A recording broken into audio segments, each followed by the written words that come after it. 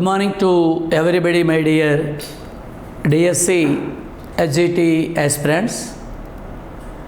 Welcome to Avanigadda Coaching Center, Head Office Hyderabad and Branch Office Nalgonda.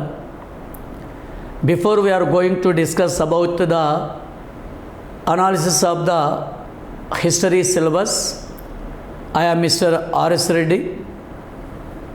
I am the senior history faculty in this institution. I have 26 years experience in this field. Simply, we have to say that Avanigadda Coaching Center decided to arrange the online classes for the students of those who are preparing for DSC HGT. So in this institution, each and every lecturer is very prominent lecturer and experts in the subjects. So they were gave wonderful subject. There is no doubt about it. But ultimately, what I am saying, all of you, that is both states, Andhra Pradesh and Telangana, DSC HGT aspirants should have to utilize this golden opportunity from Avanigadda Coaching Center online classes. All the best, Nana. So before that, we are going to discuss about the syllabus for DSC HGT. So if we observe the syllabus, before that, each and every aspirant should have to remember from 3rd class to 8th class, social textbooks are very, very important material subjects. Every aspirant, HGT aspirant should have to follow the 3rd class, 4th class, 5th class, 6th, 7th, 8th classes social studies subjects. But social subject or social studies subject is consisting of 4 parts, you know very well.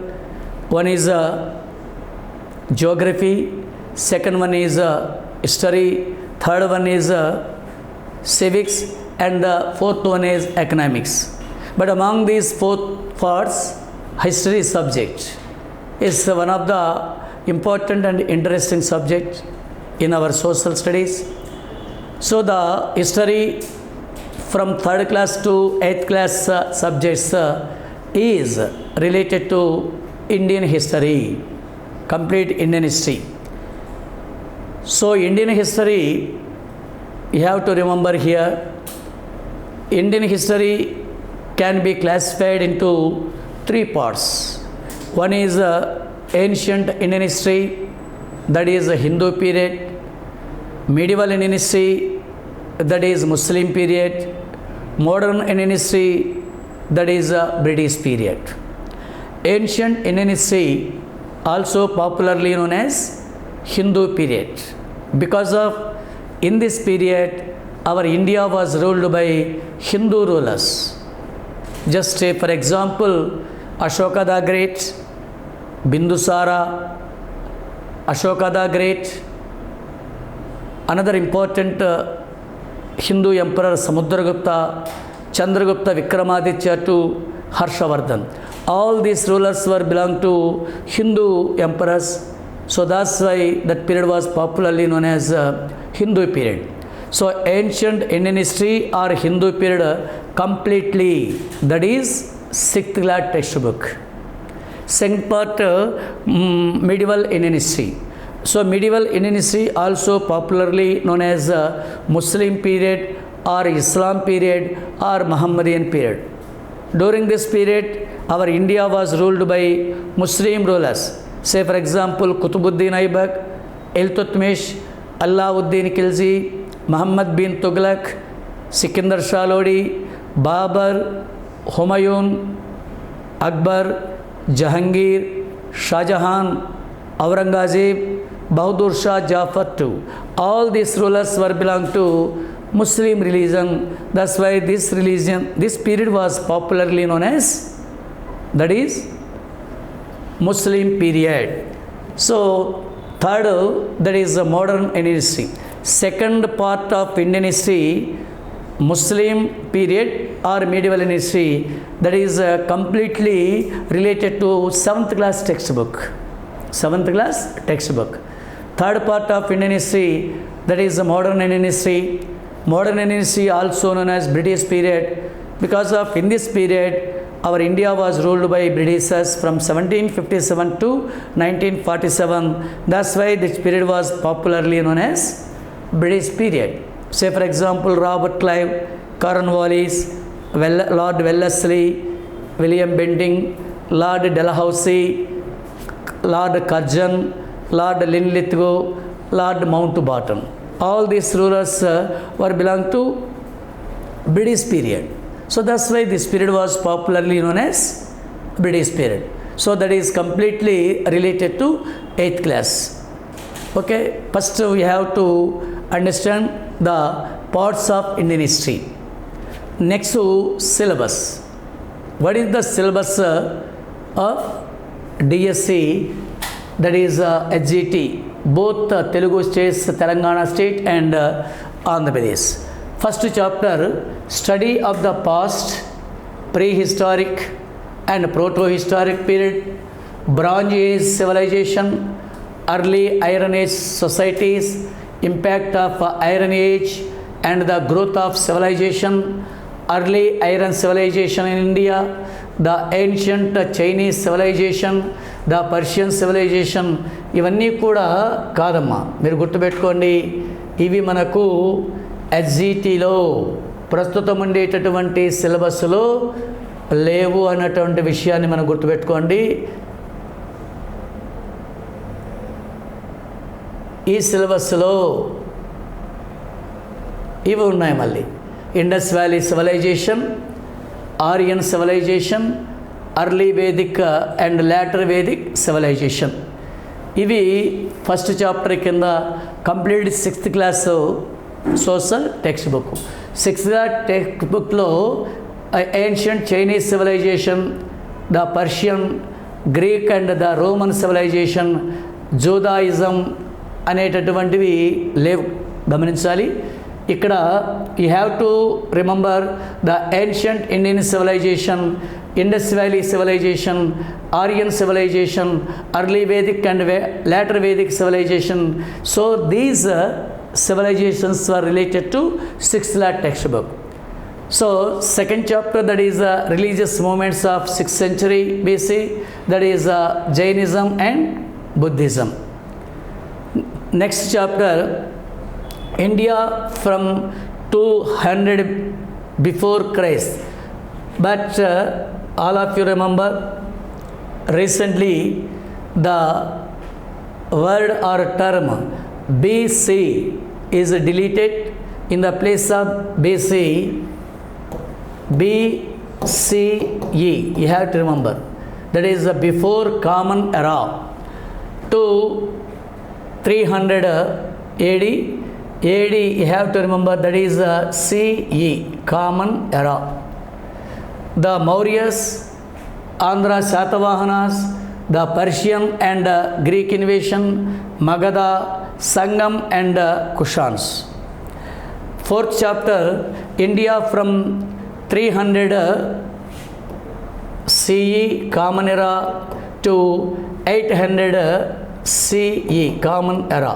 The Gupta Empire, the Pushyabhuti dynasty, that is Harshavardhan, completely 6th class textbook.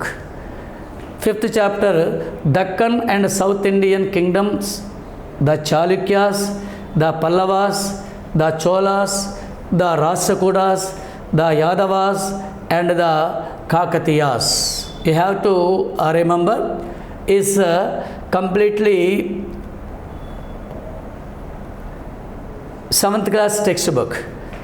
6th chapter, the Muslim invasions in India, the condition of India on the eve of Arab invasion, Turkish invasions, Ghaznavid raids and its results, effects of Muslim invasions.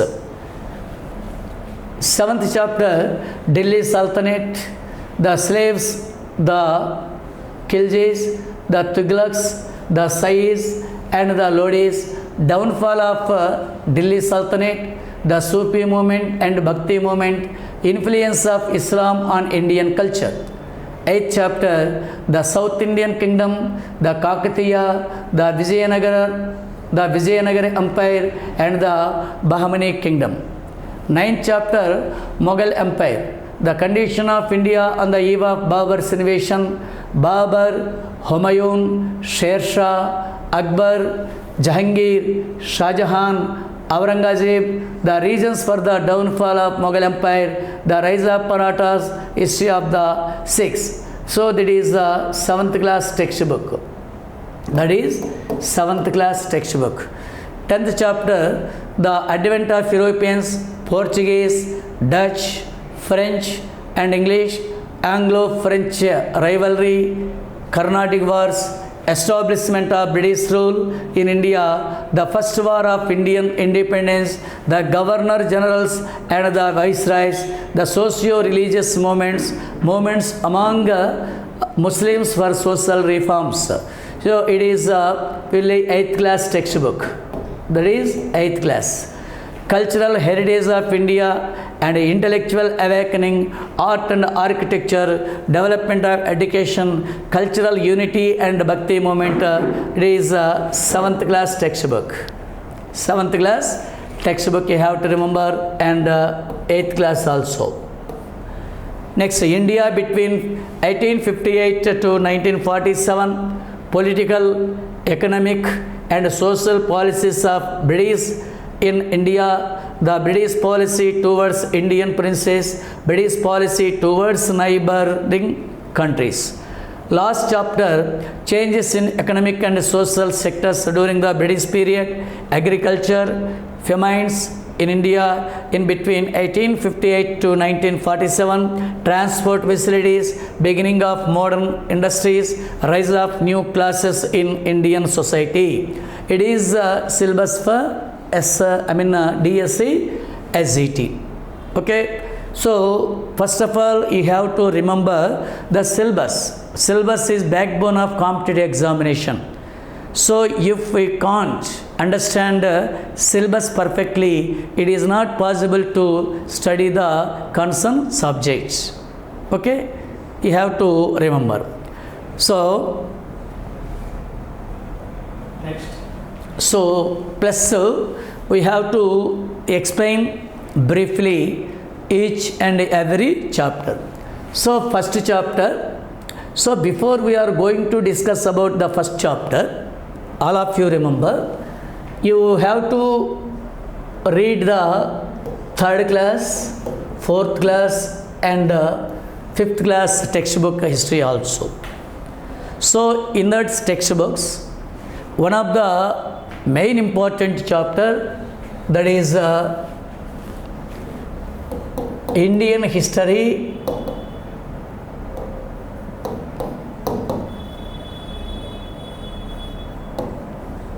and sources.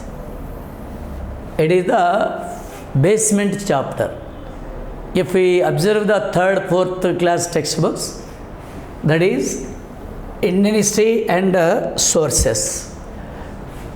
What is the meaning of history? What is the definition for history? Basically, simply we have to define the word history. The study of past events, the study of past events with sources, that is history. The father of history was Herodotus, who was belonged to Greek country, that is European continent. But now we are going to discuss about the sources of Indian history. According to the 3rd class, 4th class and 5th class social textbooks, Indian history and sources can be classified into 2 parts. So one is archaeological sources,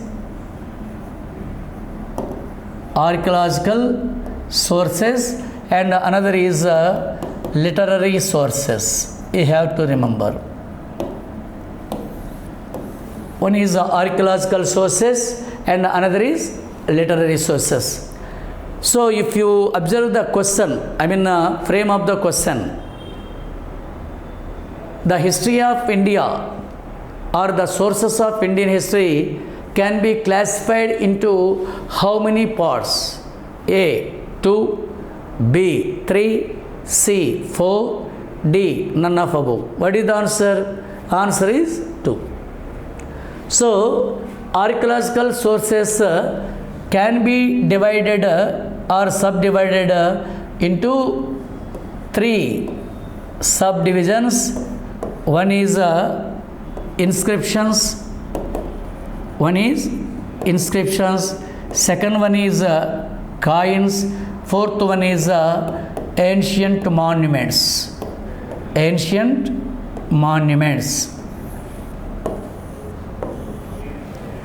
So inscriptions, the main important inscriptions, example say, for good example, so which is mentioned in our 6th class textbook, that is Mehravali iron pillar inscription, which is issued by Gupta's Emperor Chandragupta Vikramaditya II.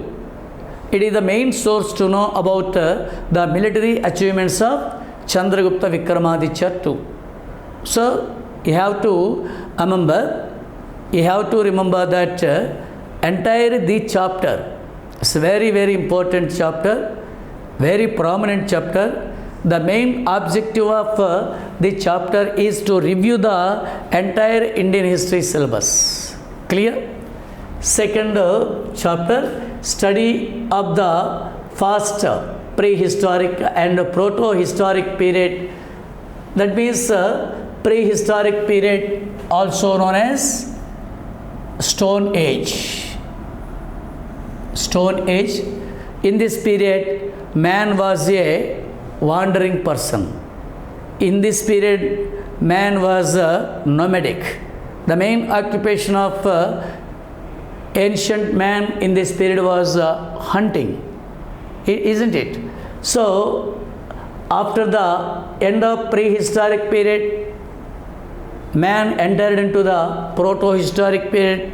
After that, he entered into Neolithic period. So, prehistoric period, proto-historic period, Bronze Age civilization. So here, Bronze Age civilization, man invented copper for the first time. So the first metal which was invented and used by the ancient man was copper. Second, that is bronze. So nextly, say for example, Indus Valley civilization, wonderful civilization. It is mentioned in 6th class textbook. Indus Valley civilization, also known as Harappan culture or Harappa Mohenjo-daro civilization. This civilization was discovered by British archaeologist and Director General of Archaeological Survey of India, Sir John Marshall. The main occupation of Indus Valley people, so that is agriculture. The first sites of Indus Valley civilization which were discovered by archaeologists, that is Harappa and Mohenjo-daro. Second, early Vedic civilization and later Vedic civilization. You have to remember, after the decline of Indus Valley civilization, Aryans laid foundation for the frame of their own civilization, that is Aryan civilization. Aryan civilization, also popularly known as Iron civilization. So in this period, the people of Aryans gave wonderful service for the frame of our culture, for the frame of our Indian civilization. So, Aryan civilization can be classified into two parts. One is early Vedic civilization, second one is later Vedic civilization. So, next chapter, religious movements of 6th century BC, Jainism and Buddhism. So, what is the importance of 6th century BC? So, in this century, two religions were born, and these two religions served a lot for the development of our Indian culture. One is Jainism and another is Buddhism. So, the teachers in Jainism were popularly known as Tirthankaras. 24 Tirthankaras are there. The first Tirthankara, Rishabhanada. The last Tirthankara was Vardhaman Mahavir. The holy books of Jainism was Angas. So, Buddhism, founder of Buddhism, Lord Gautama Buddha, the holy books of Buddhism, Tripitakas, that is Vinaya Pitaka, Sutta Pitaka, and Abhidhamma Pitaka. So, next one, you have to region India from 200 before Common Era and 300 Common Era. In this period, our India was ruled by Mauryans. The founder of Mauryan dynasty, Chandragupta Maurya, the greatest ruler of Mauryan dynasty, Ashoka the Great, the last ruler of Mauryan dynasty, Burhadrada. During the period of Chandragupta Maurya, a Greek ambassador named Megasthenes visited to India. He wrote a book that is Indica. Indica is written by Megasthenes. Megasthenes was the first Greece ambassador to India. So, next you have to remember Kushans. Kushans were one of the most important foreign dynasty. The greatest ruler of Kushan dynasty, Kanishka. Kanishka was one of the greatest ruler of India. So, India from 300 Common Era to 800 Common Era, Gupta's empire, Pushyabhuti dynasty, that is Harshavardhan. Gupta dynasty, remember, the founder of Gupta empire, the founder of Gupta dynasty, Sri Gupta. But the greatest ruler of Gupta dynasty or Gupta empire rulers was Chandragupta Vikramaditya II. He was not only a greatest military conqueror but also an able administrator. He patronized 9 poets and scholars in his court. So they were popularly known as Navaratnas or 9 gems. You have to remember.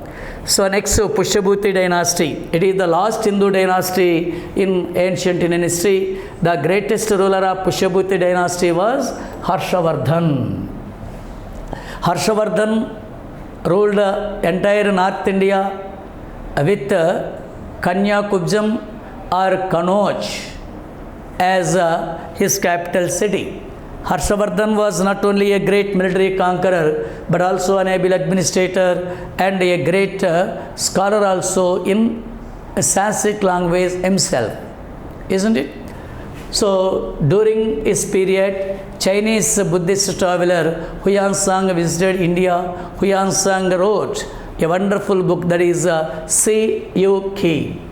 So, next to South Indian kingdoms, say for example Chalukyas, Badami Chalukyas, Eastern Chalukyas. Badami Chalukyas ruled west side of India. West side of India, that is Karnataka. The greatest ruler of Badami Chalukya dynasty, Pulakesi II. Eastern Chalukyas ruled Andhra Desha with Vengi as their capital city. That's why this dynasty was popularly known as Vengi dynasty. So Pallavas ruled Tamila Desha with Kanchi or Kanchipuram as their capital city. That's why the Pallavas were popularly known as Kanchi Pallavas. Next, Cholas ruled Tamila Desha with Tanjavur as their capital city. The greatest ruler of Cholas was Rajaraja I.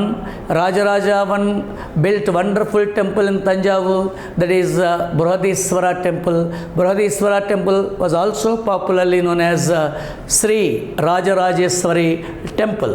So Deccan South Indian kingdoms complete. You have to remember Muslim invasions. The first Muslims who invaded India, Arabs. Arabs were the first Muslims who invaded India under the leadership of Imaduddin Muhammad bin Qasim. So Muhammad bin Qasim invaded to India and occupied northwest region of India. Now, second Muslims who invaded to India, Turks. The first Turk who invaded to India, Muhammad Ghazni.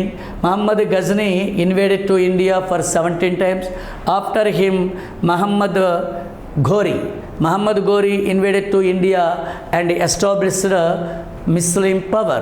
That means he laid foundation for the establishment of Muslim power in India. So next one you have to observe Delhi Sultans.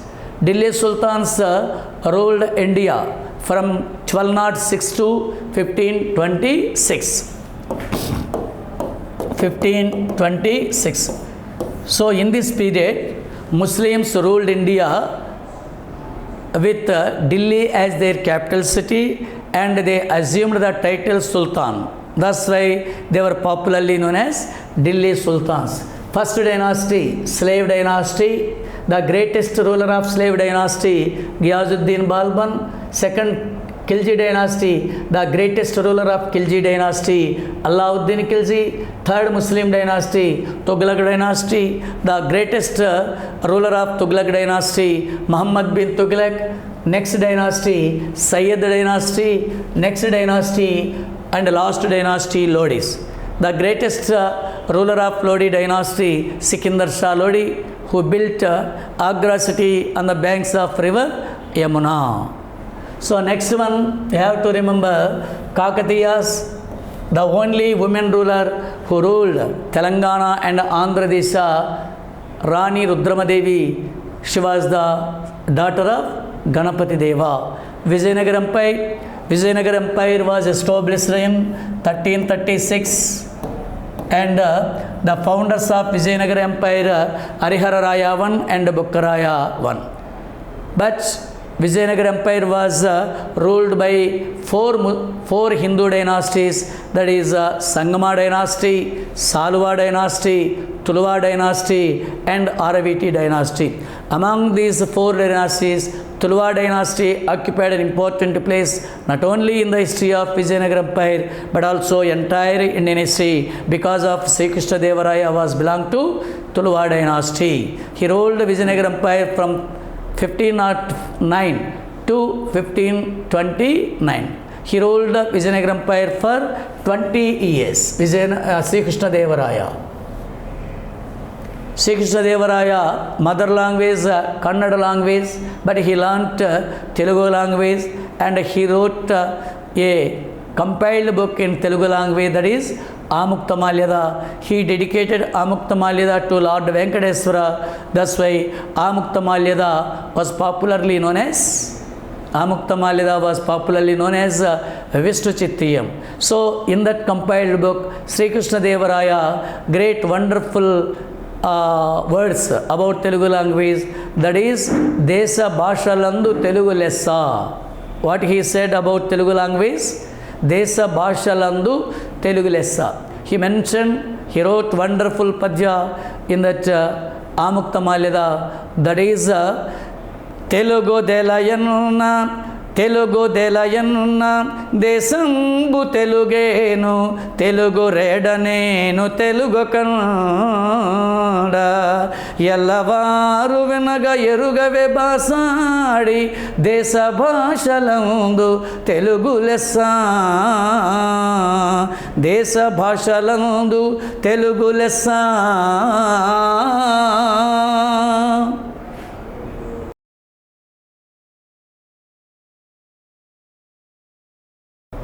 So you have to remember, But next one, advent of Europeans. The first Europeans who came to India, Portuguese. Second, Europeans, Dutch. Third, English. Fourth one, French. But ultimately, French East India Company was defeated at the hands of British East India Company. British East India Company captured power in Bengal by 1757 Battle of Plassey. It's very, very important battle.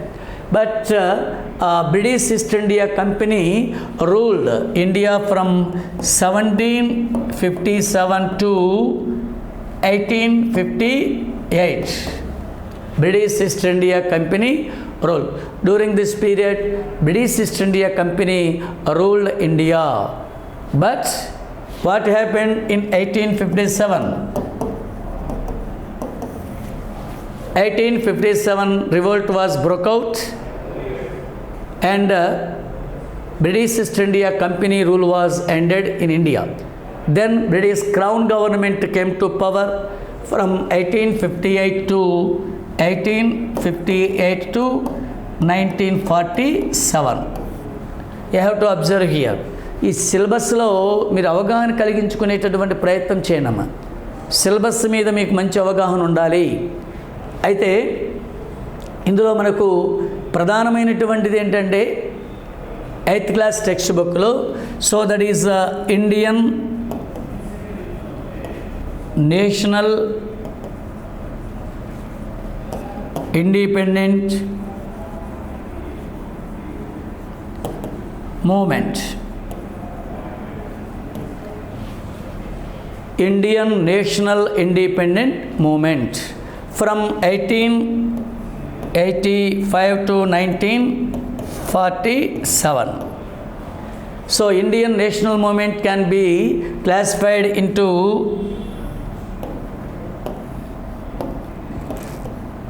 three phases. One is moderates, second one is extremists period, third one is Gandhian period. First one is moderate period, second one is extremist period, third one is Gandhian period. So Gandhi played a crucial role in our Indian national movement. So three national movements under the leadership of Mohandas Karamchand Gandhi. He was popularly known as Mahatma Gandhi. So that is a non-cooperation movement from 1920 to 1922. Civil disobedience movement, so that is 1930 to 1934. Quit India movement, that is 1942 to 1944. So after the completion of Quit India movement, India got independence on 15th August 1947. But unfortunately, creation of Pakistan on 14th August 1947. The first Governor General of Pakistan, Lord Mountbatten, the Indian independence on 15th August 1947. So that is, you have to remember here, the first Governor General of Independence of India, Lord Mountbatten, the first Prime Minister of India, Pandit Jawaharlal Nehru. But unfortunately, Mohandas Karamchand Gandhi, or Gandhiji, was assassinated by Nathuram Vinayak Godse, who was the member of Rashtriya Swayam Sevak Sangh. Simply we have to say that organization as RSS, named Nathuram Vinayak Godse on 30th January 1948. So that is the syllabus review. So all of you remember, each and every chapter is very important. So we are explaining the subject only on the basis of textbook. Avanigadda Coaching Center is ready to conducting daily test. Avanigadda coaching centre నుంచి అనునిత్యం కూడా app అందుబాటులో ఉంటుంది. each and every aspirant should have to utilize this golden opportunity. Wish you all the best. God bless you.